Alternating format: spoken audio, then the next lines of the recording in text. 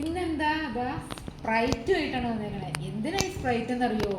നമുക്കൊരു അടിപൊളി മോജിറ്റോ ഉണ്ടാക്കിയാലോ? ഈ സ്പ്രൈറ്റും ഉണ്ട് പച്ചമാങ്ങ മോജിറ്റോ. അതെങ്ങനെയാണ് ഉണ്ടാക്കണേന്ന് കാണാം. ദാ അതിനുള്ള സാധനം ഇപ്പം നമ്മുടെ ഇതിലേക്ക് എത്തും. ദാ പിടിച്ചോ, കണ്ടോ?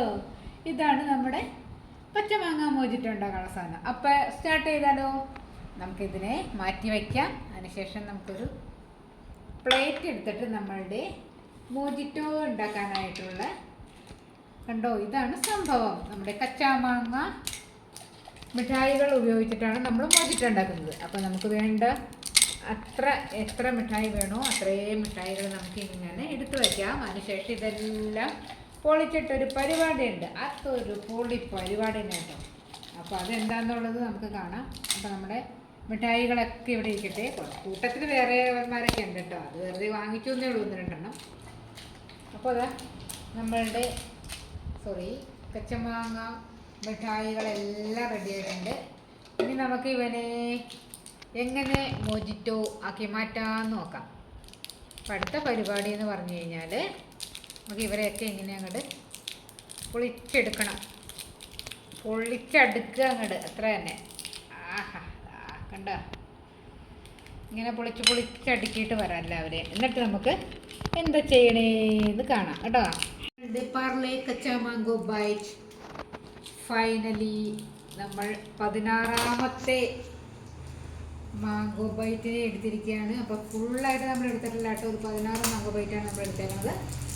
അപ്പോൾ ഇവനെയൊക്കെ നമുക്ക് അങ്ങോട്ട് ലാസ്റ്റ് വൺ വന്നങ്ങോട്ട് അടിച്ചിട്ട് വരാം. അപ്പം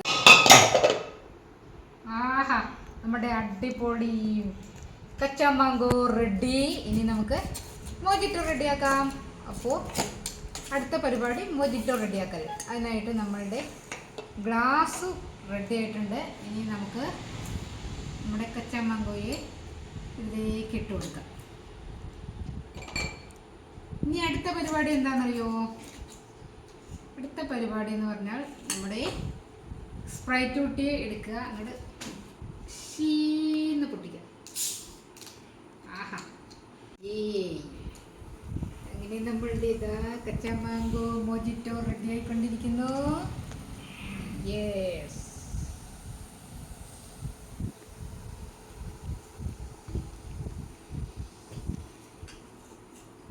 നമ്മുടെ മോജിറ്റോയെ ഇങ്ങനെ നമുക്ക് അങ്ങോട്ട് റെഡിയാക്കി എടുക്കാം. മാംഗോ മോജിറ്റോ റെഡി ആയിട്ടുണ്ട്. അപ്പോൾ എല്ലാവരും ഇതുപോലെ ഉണ്ടാക്കി നോക്കിക്കോളൂ. അടിപൊളിയാണ് കേട്ടോ. ട്രൈ ചെയ്യാൻ മറക്കണ്ട. അതേപോലെ ഇഷ്ടപ്പെട്ട സബ്സ്ക്രൈബ് ചെയ്യാനും ഷെയർ ചെയ്യാനും ലൈക്ക് ചെയ്യാനും കൂടെ മറക്കണ്ട കേട്ടോ.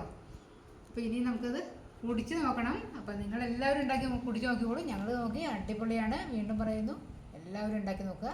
അപ്പോൾ നമ്മൾ അടുത്തതായിട്ട് ഇതൊന്ന് ടേസ്റ്റ് ചെയ്യണ്ടേ? അപ്പോൾ ടേസ്റ്റ് ചെയ്യുന്ന ആൾക്ക് കൊടുത്തിട്ട് നമുക്ക് അഭിപ്രായം അറിയാം. നമ്മൾ ഉണ്ടാക്കിയവർ മാത്രം കുടിച്ചാൽ പോരല്ലോ.